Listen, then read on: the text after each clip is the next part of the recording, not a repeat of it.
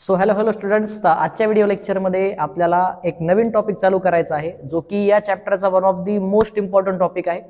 So आजच्या video लेक्चरमध्ये आपण चालू करतोय नॉमेनक्लेचर ऑफ ऑर्गॅनिक कंपाऊंड. इथून पुढचे म्हणजे इथून पुढे जोपर्यंत नॉमेनक्लेचर संपत नाही तुम्हाला तोपर्यंत लेक्चर्स व्यवस्थित करायचे आहेत, कारण हा पार्ट असा आहे जर तुम्हाला नॉमेनक्लेचर आलं नाही तर तुम्हाला ऑर्गॅनिक केमिस्ट्री काहीच समजणार नाही. म्हणून हा पार्ट तुम्हाला एकदम व्यवस्थित लक्ष देऊन करायचा आहे.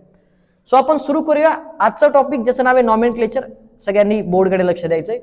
तर नॉमेनक्लेचरचा अर्थ अगोदर समजून घ्या. नॉमेनक्लेचरचा अर्थ होतो नेमिंग देणे, मराठीमध्ये नाव देणे. नॉमेनक्लेचरचा अर्थ काय होतो? नाव देणे.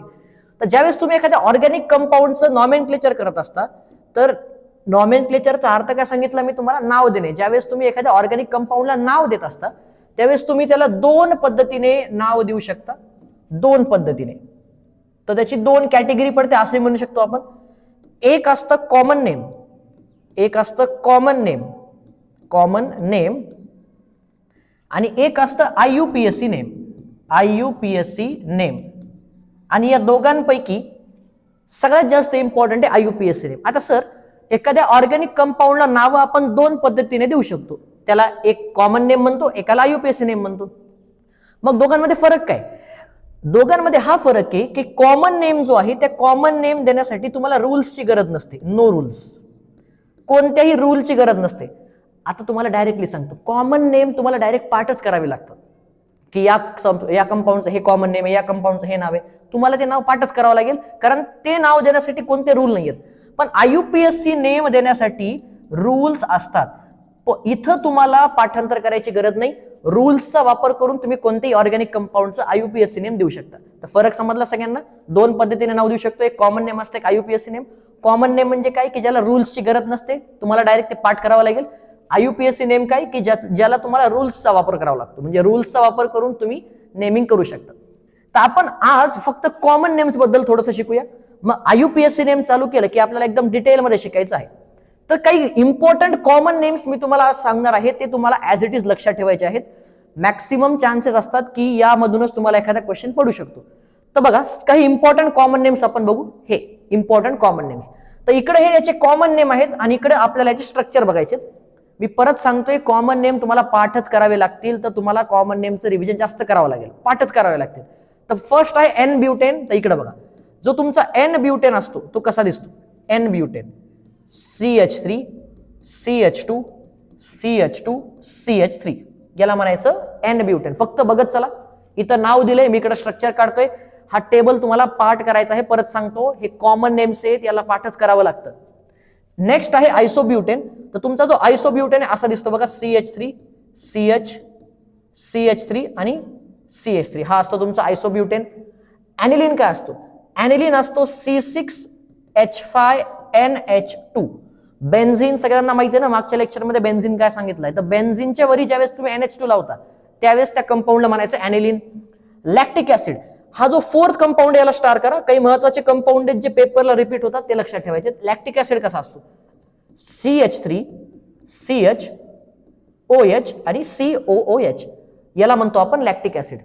क्लोरोफॉर्म असतो CHCl3 क्लोरोफॉर्म. ऍसिटायलिन असतो CH ट्रिपल बॉन्ड CH याला म्हणतो ऍसिटायलिन.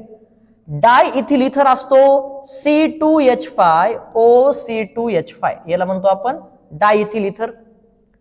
ऍसिटिक ऍसिड तर तुम्ही भरपूर वेळेस ऐकलं असेल ना, CH3 COOH याला म्हणतो आपण ऍसिटिक ऍसिड. फॉर्मलडिहाइड असतो HCHO याला म्हणतो आपण फॉर्मलडिहाइड. ग्लायसिन याला पण स्टार करायचे. हा जो 10th कंपाऊंड आहे ना ग्लायसिन, याला पण स्टार करा. ग्लायसिन असतो CH3 CHNH2 COOH. थोडंसं व्यवस्थित आहे का? हा फोर्थ कंपाऊंड आणि 10th, हा चौथा आणि 10वा बघा. फक्त इथं OH च्या जागेवर NH2 लावले आणि या कंपाऊंडला ग्लायसिन म्हणायचं. आता ग्लायसेरॉल कसा असतो बघा. ग्लायसेरॉल कसा असतो? CH2OH CHOH आणि CH2OH. हा पण खूप महत्वाचा कंपाऊंड आहे, यालाही सगळ्यांनी स्टार करायचे. ग्लायसेरॉलवर भरपूर वेळेस एक क्वेश्चन कॉमनली पडलेला आहे. कोणता? की ग्लायसेरॉल मध्ये OH किती असतात बघा. 1 2 3. ग्लायसेरॉल मध्ये 3 OH असतात. ठीक आहे, हा क्वेश्चन खूपदा पडलेला आहे. तर जेही कंपाऊंड मी तुम्हाला मार्क करून दिलेत, स्टार करून दिलेत, त्याच्यावर थोडंसं जास्त लक्ष ठेवा, कारण फायनल पेपरला याच्यावर क्वेश्चन्स जास्त पडलेले आहेत. ते हे काही इम्पॉर्टंट कॉमन नेम्स आहेत जे तुम्हाला लक्षात ठेवायचे आणि जे स्टार केले त्याच्यावर जास्त लक्ष द्यायचं. ठीक आहे, तर व्हिडिओ पॉज करून हे पूर्ण जो टेबल आहे कॉमन नेम्स एकदम नोट करा सगळ्यांनी. चला तर आपण जाऊया नेक्स्ट पॉइंटवर. आता इकडे बघा, अगोदर मी तुम्हाला शिकवलं कॉमन नेम. काय सांगितलं? कॉमन नेमला पाठच करावा लागेल, तर सगळे कंपाऊंड्स व्यवस्थित रिवाइज करून लक्षात ठेवा. आता पुढचं आहे आययुपीएससी नॉमेनक्लेचर. इथून थोडंसं इम्पॉर्टंट आहे. आययुपीएससी नॉमेनक्लेचर आणि कॉमन नेम मध्ये काय फरक आहे? कॉमन नेमला रूलची गरज नसते, आययुपीएससी नेमला रूल्स वापरून तुम्हाला नाव द्यावं लागतं. तर आता इकडे लक्ष द्या. तर आययुपीएससी नॉमेनक्लेचर सुरू करण्याच्या अगोदर काही बेसिक गोष्टी आहेत ज्या तुम्हाला माहिती असल्या पाहिजे, ते आपण बघून घेऊ. तर first, IUPAC name of straight chain alkanes. तुम्हाला पहिले 20 अल्केनचे नावं तरी माहित असले पाहिजे. पहिल्या 20 अल्केनचे, 10 पर्यंत सगळ्यांना माहिती आहेत. तर हे लक्षात काय ठेवायचं आणि लक्षात कसं ठेवायचं मी सांगतो. इकडे बघा सगळ्यांनी. तर नंबर ऑफ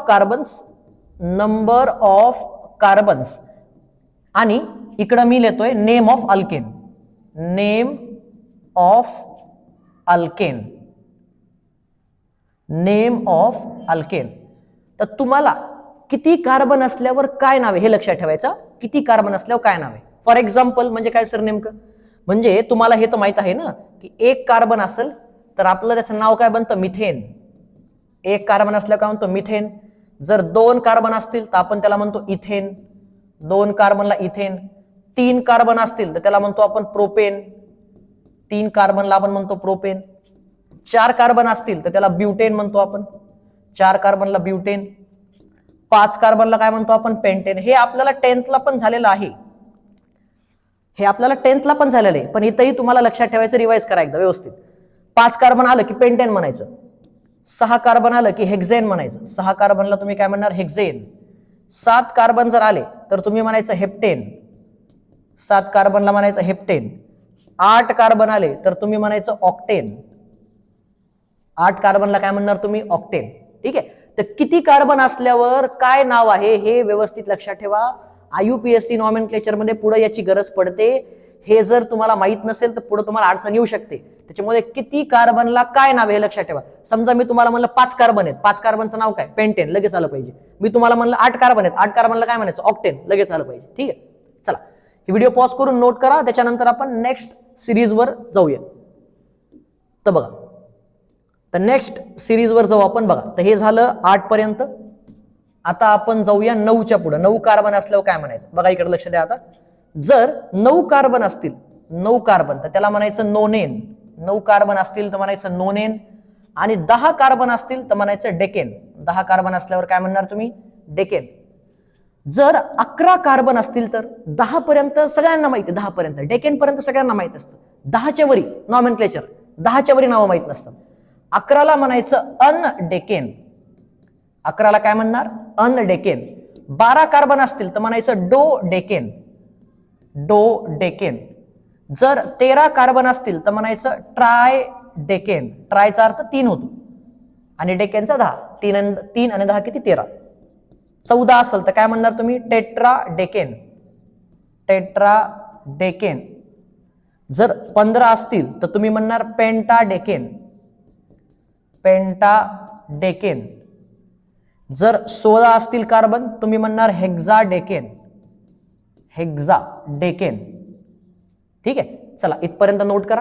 किती कार्बन असल्यावर काय नाव आहे हे लक्षात ठेवायचं आहे. याच्याशिवाय तुम्हाला पुढचे आययुपीएससी चे नाव कसे येतील कळणार नाही. चला नोट करा सगळ्यांनी. 16 पर्यंत आलो आपण. आता 16च्या परत पुढे जाऊया. बघा हे नोट करा. आता 17ला काय म्हणणार तुम्ही? जसं इथं हेक्झाडेकेन म्हटलंय, 17ला काय म्हणणार तुम्ही? 17ला म्हणायचं हेप्टाडेकेन. चला इकडे बघा. तर 17 जर आले कार्बन तर 17 कार्बनला तुम्ही म्हणायचं हेप्टाडेकेन. 18 कार्बन आले तर 18 कार्बनला म्हणायचं ऑक्टाडेकेन. 19 कार्बन आले तर त्याला म्हणायचं नोनाडेकेन. आणि 20 कार्बन आले तर याला एक विशिष्ट नाव आहे, हे थोडंसं स्टार करून देतोय. जर 20 कार्बन असतील तर त्याला म्हणायचं आयकोसेन. काय म्हणायचं त्याला? आयकोसेन. तर अशा पद्धतीने किती कार्बन असतील तर काय नावे हे तुम्हाला लक्षात ठेवायचं आहे. याची गरज आपल्याला पुढे IUPAC नॉमेनक्लेचर मध्ये पडते नावं देताना. ठीक आहे, चला आता समजा एक्झाम्पल देतो, पटापट डिव्हिजन करू. समजा मी तुम्हाला म्हणलं 7 कार्बन तर नाव काय म्हणणार तुम्ही? हेप्टेन. मी तुम्हाला म्हणलं 5 कार्बन आहेत तर नाव काय? पेंटेन. मी तुम्हाला म्हणलं 4 कार्बन आहे नाव काय? ब्युटेन. मी तुम्हाला म्हणलं 8 कार्बन आहे नाव काय? ऑक्टेन. तर किती कार्बनला काय नाव आहे हे तुम्हाला व्यवस्थित लक्षात ठेवायचं आहे. ठीक आहे, चला तर मग आजच्या लेक्चरमध्ये आपण काय काय शिकले? आजच्या लेक्चरमध्ये आपण काय काय शिकले की कॉमन नेम्स काय असतात, त्याच्यानंतर कॉमन नेम आणि IUPAC नेम याच्यामध्ये काय फरक आहे. कॉमन नेमला रूल असतात, IUPAC ला रूल लागतात.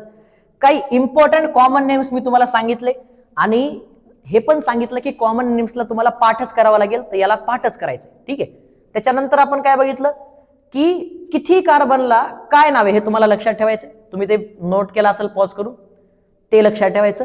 आता उद्याच्या म्हणजे नेक्स्ट लेक्चर पासून आपण अजून अल्किल ग्रुप म्हणजे काय, त्याच्यानंतर अल्केनचं नॉमेनक्लेचर कसं करायचं, कोणते कोणते स्टेप असतात, कोणते कोणते रूल असतात, हे 1 बाय 1 बघू. तर नेक्स्ट लेक्चरमध्ये अल्किल ग्रुप बद्दल आपण डिटेलमध्ये शिकूया. तर आजच्या लेक्चरला आपण इथंच थांबूया, बाकीचा पार्ट आपण नेक्स्ट लेक्चरमध्ये बघूया. धन्यवाद.